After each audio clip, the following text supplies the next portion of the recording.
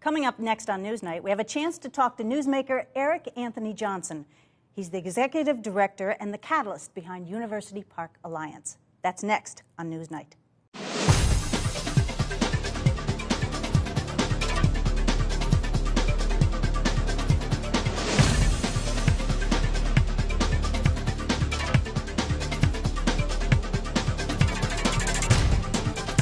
This is NewsNite, and I'm Jody Miller. For what is now the 14th broadcast season of NewsNite on Western Reserve PBS, we've changed our traditional format. While still covering the news of our communities, we are going directly to the newsmakers who are behind the news and who are making a difference in our communities. One such newsmaker is EricAnthony Johnson. He is the executive director of University Park Alliance, which is a catalyst and a collaboration coming together to try to revitalize 50 blocks in the core of the city of Akron. Eric, thank you very much for being with us. Thank you. Explain to our viewers, if you would, what exactly is University Park Alliance? University Park Alliance, actually roughly 10, close to 11 years ago, was formed to revitalize 50 blocks surrounding the University of Akron. If you go back to the origins, President of the University, Dr. Parenza, Tom Strauss, CEO at SUMA, Mayor Pasqualik, and also the Housing Authority and School System later came online. But the idea was to basically take the energy of the University of Akron, 3 surrounding legacy neighborhoods, a combination of what we see as future economic generators to start to build around. So I've often heard with University Park Alliance, we're talking eds and meds. Is that a fair assumption? It's a fair assumption. I think Akron doesn't get enough credit for its eds and meds capabilities. And eds and meds are it's educational institutions? Educational, medical, and drill down a step further, neighborhood level schools as well. So if you take University Park, all of those economic pieces are in place. Your 5 main institution partners. Yes. Explain again who they are. University of Akron, the SUMA, Akron General, Children's Hospital, City of Akron in particular, school system, and the Housing Authority. Talk about the economic impact of those particular partners in University Park Alliance. What's ironic about it, let's say in 2011, we conducted an economic impact study. And if you take those combined anchor institutions, there's a local impact of about $2.5 billion and a statewide impact of about $3.5 billion. That is huge catalyst potential to really build upon. And I'm just go a step further to say that when you look at those institutions, over the last 8 years or so, in that neighborhood, $1.6 billion from those institutions have been invested in that neighborhood. In that neighborhood. In that neighborhood. University Park Alliance is obviously an association, a collaboration of businesses and institutions like the University of Akron, the City of Akron. Why is collaboration so essential when you're talking University Park? Well, because the world is changing, quite honestly. I often say the playbook has changed. So the nature of collaboration is very important because resources are limited. It's no one single entity can do it by themselves anymore. So it's going to require pretty much a collaborative effort to pull it together. Have you found that those institutions and those partners are working collaboratively, or is there any kind of competition among them? Well, there's a concept called co-opetition, which means co-opetition? Co-opetition. It's a term coined that really talks about you compete when needed and you collaborate when needed. But I would say that the collaboration has been there, and I can't say enough about, in particular, the City of Akron and the sort of early starts, the early investment put into infrastructure. University of Akron with its expansion, SUMA with its pieces, later with Children's Hospital coming online, on and on. So the collaboration is there, but also remembering the concept of co-opetition. There is, in fact, an ambitious strategic plan that University Park Alliance has come up with. And I'm talking in particular about, let's say, the 4 districts that you have, in fact, specified.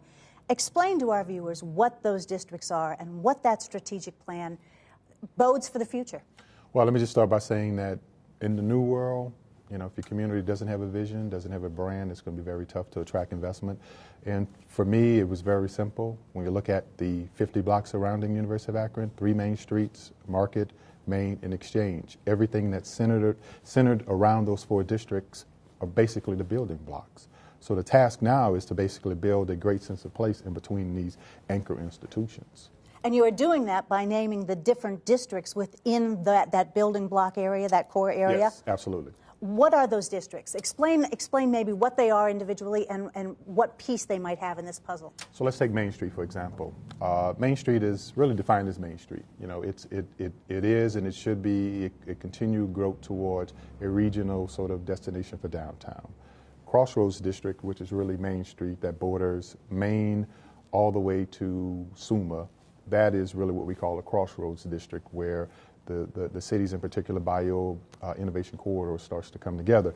Then there is Exchange, where the University of Akron basically resides, and the need to build a great destination in proximity to the University of Akron. So, and the fourth one? The fourth one is actually South Exchange. It's one we don't talk about too much because it's further off the road, off the radar. It's more centered around the canal and eventually looking at something along the canal. But those three districts I mentioned are promising areas early on in the plan. Okay, so you've got this strategic plan, and it's pretty ambitious to have a plan like this in place. But last October, I think it was, you held a press conference, and there was a real estate development firm, internationally known, if I'm not mistaken, yes, that has come into this mix. Explain why that was key and what this development firm will do. Well, the plan was key because it's helping to unlock the potential in Akron. I think people underestimate Akron. Akron is a very strong, resilient town with great assets. So the creation of the plan and the ensuing videos and coverage actually allowed us to enter into a conversation with a Kojima Corporation, which is KUD. It's a very tough task, so I don't want anybody to think that this work is not tough, but it's very tough. But the vision, the plan was able to attract the KUD. So, and what will they do for you? You know, KUD is really not a developer, and I think people tend to confuse what they are.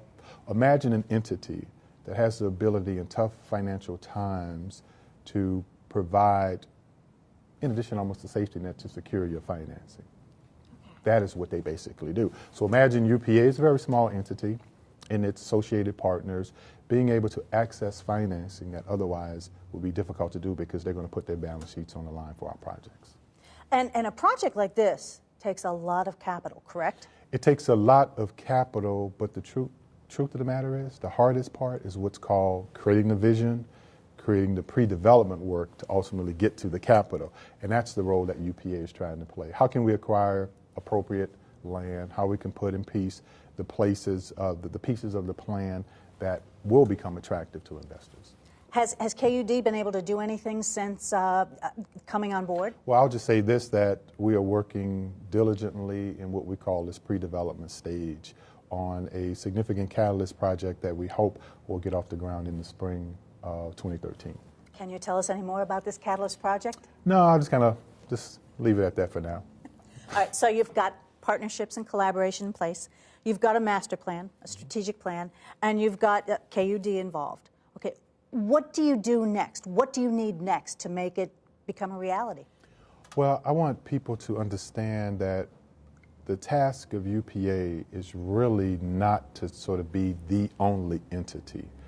Our task is to facilitate, create the framework, launch with early projects with the hopes that the rest of the private community starts to come online. Because the city can't do it by themselves, university can't do it by themselves, business community can't do it by themselves. So we're really trying to be this sort of entity in this period of time, in this interim stage that will allow continued development and growth to happen. Because if you're not growing, you're basically dying. That's the notion of cities. Tell us about why Akron is good for this in terms of I mean, we were the rubber capital of the world. We are considered part of the Rust Belt. You know, how can a vision like this, why is it going to work in a city like Akron? Well, number one, I would say, what other choice do we have? You know, the world is changing. We're just not competing locally, nationally, regionally. We're competing globally for talent, investment, and resources. But secondly, Akron has, through some research we've been conducting, what's called this resilient, it's a sort of resilient factor. In its toughest times, we are determining that Akron citizens don't sort of flock to, say, this entitlement sort of public assistance mindset, that the resilient nature is here. Akron has basically weathered this storm, and we think the potential is here. And lastly, Akron is not listed as a declining legacy Rust Belt city. Everything else around us is, but Akron is not. So the work that's coming out of the university, the city, the institutions, it's there. So now it's just a question of building upon what's existing here. There's a lot more to NewsNite than what you see here on the air. If you go to newsnight.net, you'll have an opportunity to watch a video that University Park Alliance has put together about their core city vision. And it also kind of illustrates for you some of the ideas that Eric is talking about. You'll also have a chance to see Eric's speech, which he gave to the Akron Roundtable recently. It's there in its entirety. For more NewsNight content, including extended discussions, full interviews, and the chance to speak your mind about the issues, join us online at newsnight.net.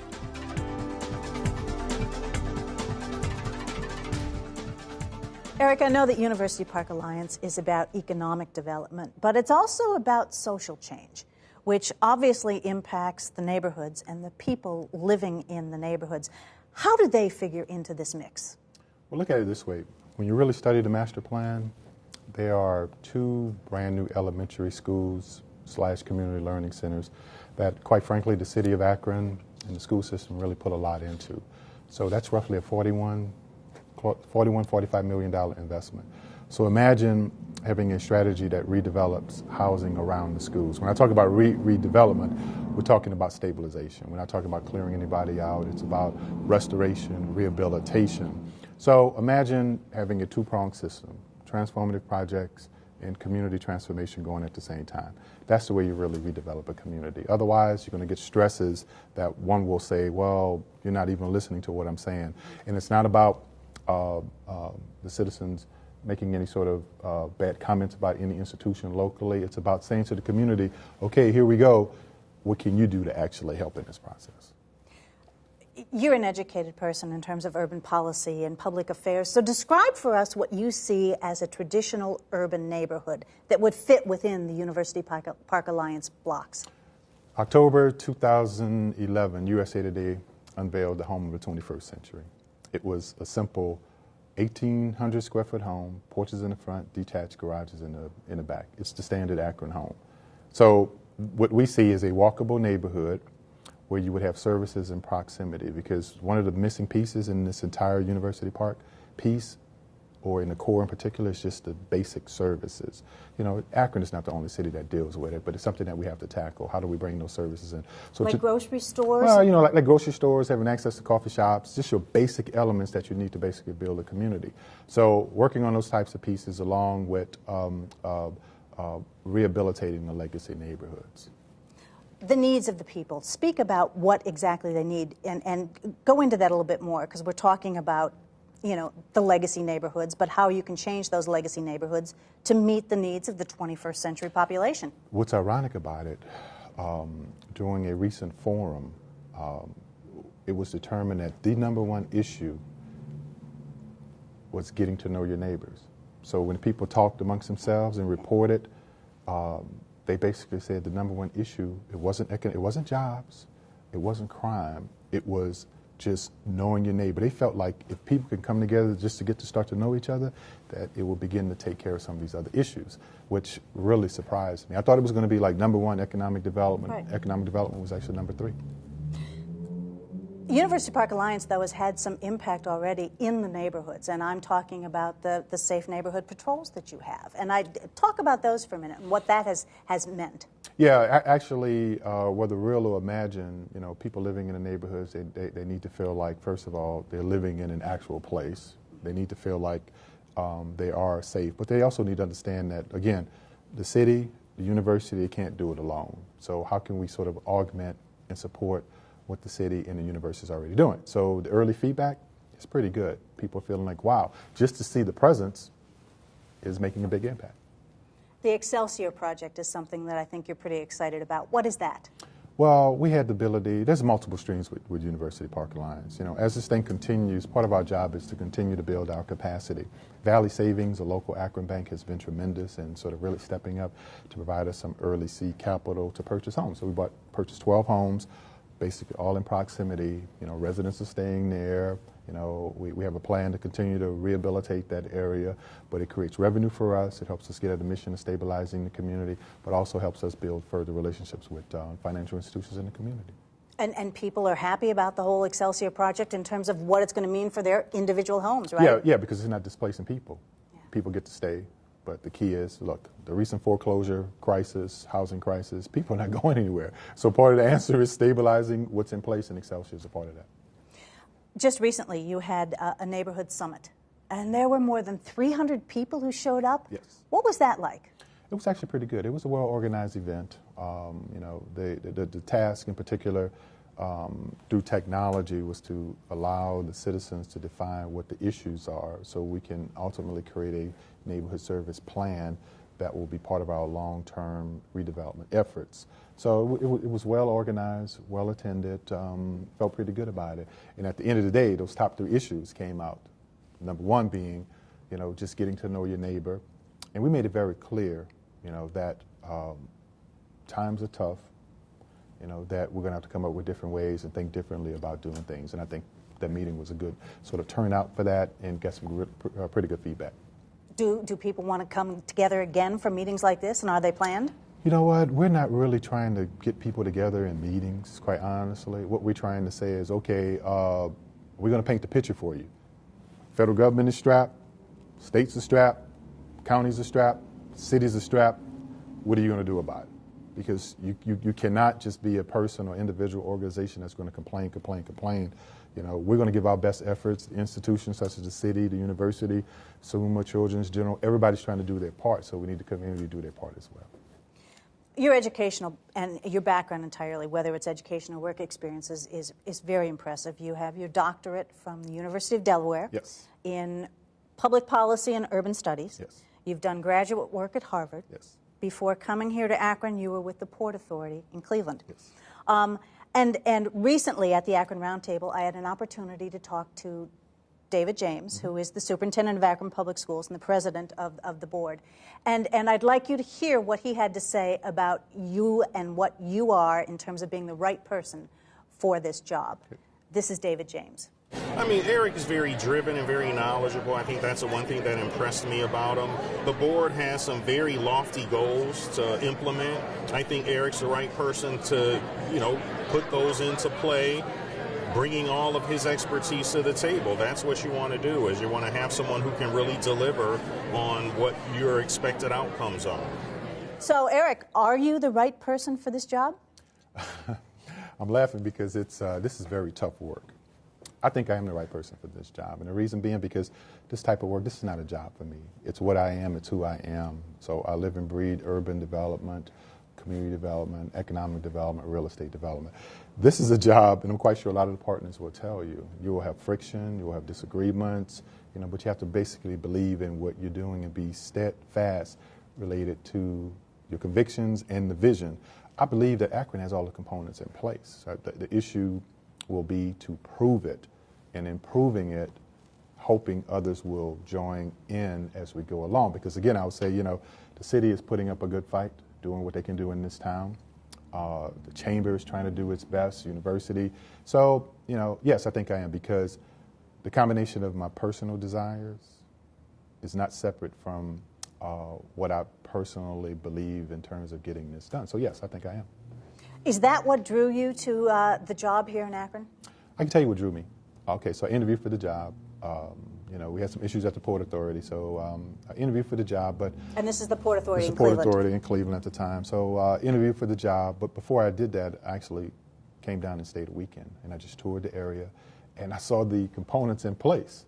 This is what I saw. 2 new elementary schools, a university just growing by leaps and bounds, surrounded by these medical institutions, STEM middle school, great support from the Knight Foundation, but more importantly, a legacy of leadership here. The mayor in particular, the mayor is sincere about the city. He cares about this city. So when you look at all the pieces, it was all here. Most cities don't have it. Add in the collaboration in terms of the way, Akron really works together. Akron has what most communities would die to have, and that's basically what I saw. If I didn't believe that, there's no way I could do this work.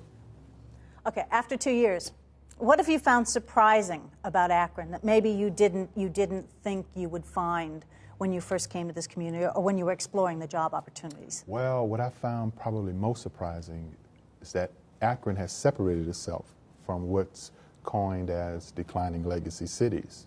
So I earlier mentioned all of these components, but when you throw in the fact that Akron is not what some of these other cities are, that was a huge surprise to me.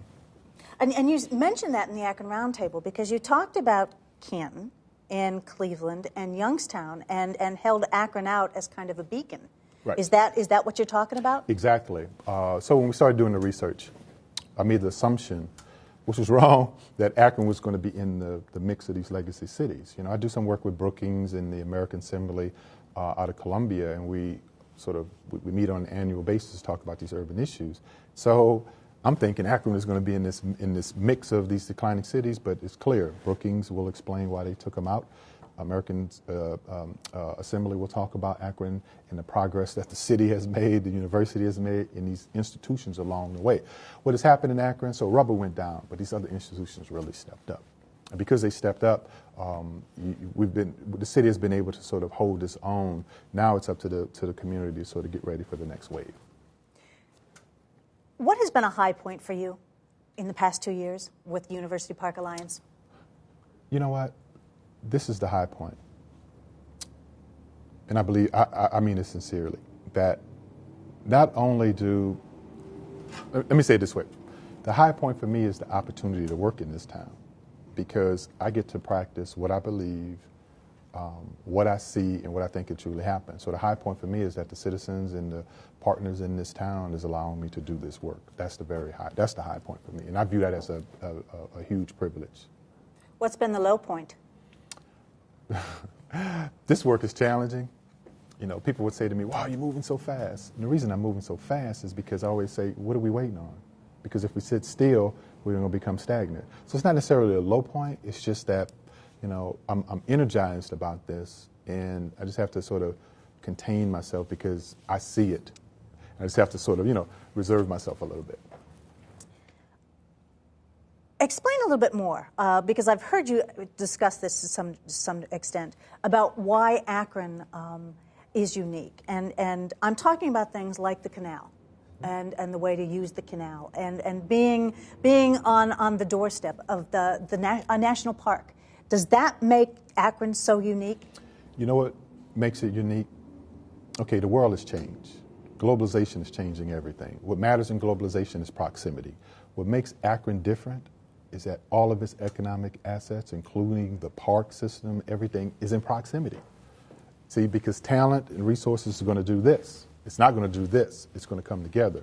That's how you grow industry. That's how you create creativity, creative environments. That is a huge asset. That is what separates Akron. Visit some of the other cities in proximity. They don't have it, you know, in terms of the proximity of assets. They may have assets, but they're sort of scattered. Akron's assets are in proximity. At the Akron Roundtable Luncheon, you called yourself a messenger for the future and a messenger for the future of Akron. How do you see the future of Akron? I see the future of Akron being one that, because of this proximity, that if we can capitalize on it in this tough time, that Akron can be in the mix of cities, because cities will die and some will continue to grow. It's no secret. You go through a litany of cities across the country that, you know, I can name the Garys, I can name the Detroits, I can tell you on and on, cities that basically have lost their soul. Akron has a strong soul in this community. So I think the future, when I say I'm a messenger, I'm basically saying, hey, look at what you have here, guys. Don't focus so much on what other cities have, because you have what other cities would die to have. And if we capitalize on that, I think Akron will be one of these cities, you know, just like its past, it's resilient, it will be able to weather the storm and continue to grow as a community. One of your first most visible projects is currently coming out of the ground at just up the street here on East Market Street. What is that project? Well, what you see over there is a smaller building, which is child guidance. We are working on a second building that will be of significant scale, that will be at least 80,000 square feet.